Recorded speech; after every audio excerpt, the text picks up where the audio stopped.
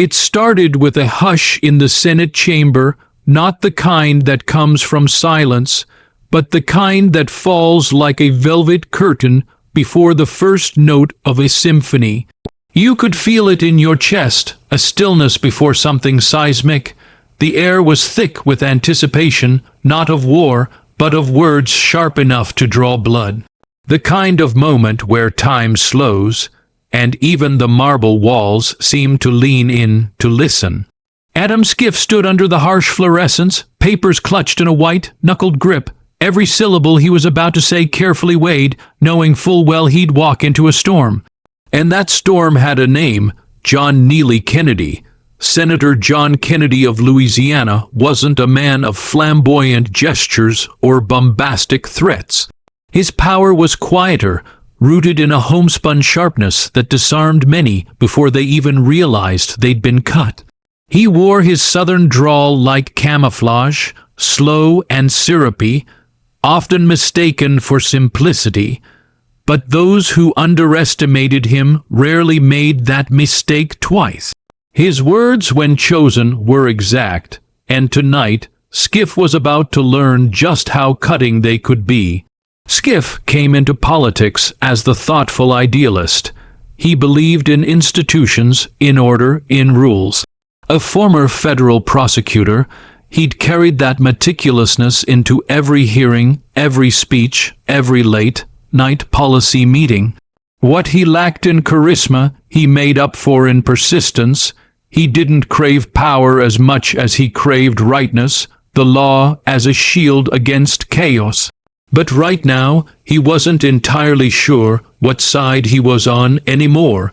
For months, Schiff had been battling ghosts' partisan brawls, investigations that tore open the past like old wounds, and the kind of endless infighting that made even victories feel hollow.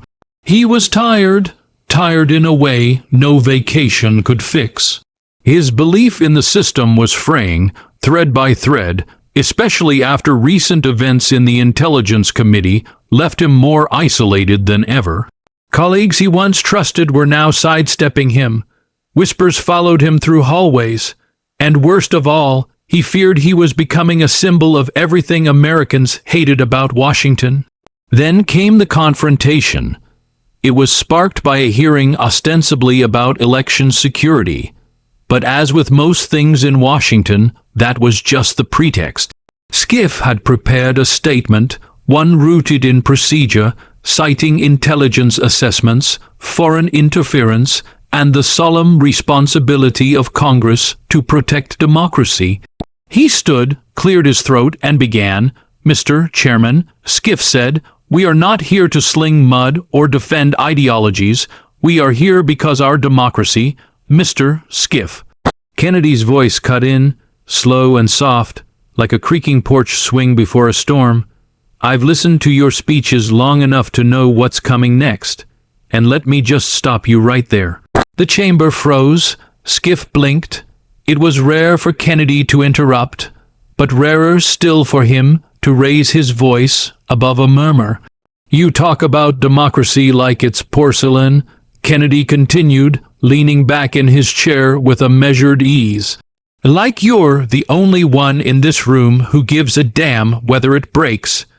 There was a long silence. "You know what democracy is, Mr. Schiff. It ain't a museum exhibit. It's a beat-up, scarred old thing that survived because people knew when to stop talking and start listening. And I'm telling you now, son, you talk so much, I reckon you ain't heard a damn thing in years." A ripple ran through the room. Kennedy stood, adjusting his blazer like a preacher before a sermon.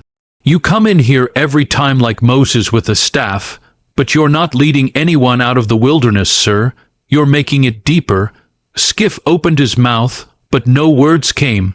"You think you're fighting for justice, I get it. Lord knows we all do, but sometimes when you fight long enough, even the just start to sound like the cruel, and right now the American people don't see a hero when they look at you. They see a man who won't let go of the microphone long enough to hear the cries from outside this building." That last sentence landed like a hammer. Kennedy's words weren't loud, but they were final. Schiff sat down slowly, the weight of it all pressing on his shoulders. What followed was not explosive. The hearing went on. Pages were turned. Testimonies were read. But the emotional fault line had shifted. The confrontation sparked a quiet upheaval not only in Schiff, but in the staffers, reporters, and politicians who witnessed it. One of them was Elise Roman, Schiff's chief of staff, a brilliant young strategist who had once believed in him like a disciple believes in Scripture. She had joined his team after watching his steady leadership during impeachment proceedings, drawn to his intellectual rigor. But even she had started to wonder, in hushed conversations with colleagues, whether he'd become too consumed with being right to actually lead anymore. Meanwhile, across the aisle, Kennedy's words ignited a different kind of reflection. His aide, Marcus Holloway, a black former journalist from Atlanta, had long admired Kennedy's wit, but had grown frustrated with how easily their office dismissed real systemic change. After the confrontation, he began pushing Kennedy to take that passion and use it to build, not just tear down. Two parallel paths emerged. Schiff began retreating from the limelight, turning to quieter moments. Long walks at dusk, private meetings with people far outside his echo chamber. He started spending hours in his California district, listening, not speaking, to families, veterans, teachers, immigrants. And he heard the same thing over and over: we want less fighting, we want a future, please just work together. It gutted him. He realized he'd been clinging to a version of heroism that no longer fit the world outside D.C. He was trying to win arguments, not heal a country. At the same time, Kennedy, encouraged by Marcus, began holding town halls not just in safe rural counties, but in urban centers where few had felt represented by him. He stopped delivering zingers and started listening, and one night in Baton Rouge, a young girl named Alana told him, "I don't need you to be clever, sir. I need you to care." That stayed with him. The two men didn't speak for weeks. Then one day, unannounced, Schiff knocked on Kennedy's door. "Got a minute?" he asked, holding 2 coffees. Kennedy looked at him, cautious, but stepped aside. They sat in silence for a long while. "Your words that day." Schiff began slowly. "They stayed with me, and not just because they hurt, but because they were true. I haven't been listening." Kennedy nodded. "We all lose our way sometimes. Hell, I've thrown more stones than I can count."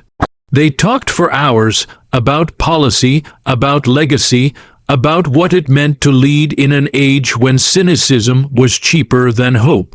They didn't agree on everything, far from it, but they started something else, a bridge. Together, they launched a bipartisan initiative, small at first, focused on civic education in public schools. No grandstanding, no cameras, just kids learning how to talk across lines instead of drawing them. It was a pebble in a river, but it sent ripples. Months later, Schiff stood again before the Senate, this time, not to accuse or condemn, but to share a story. About a moment when he was humbled.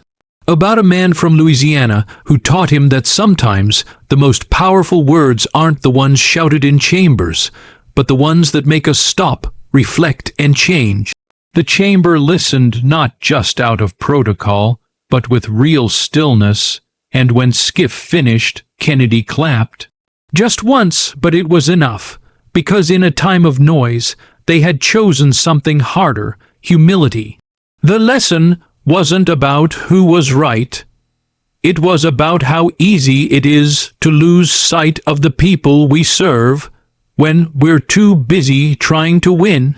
And in that unlikely friendship, forged in confrontation, a new kind of politics flickered to life. Not perfect, but honest. And maybe, just maybe, that was enough to start again.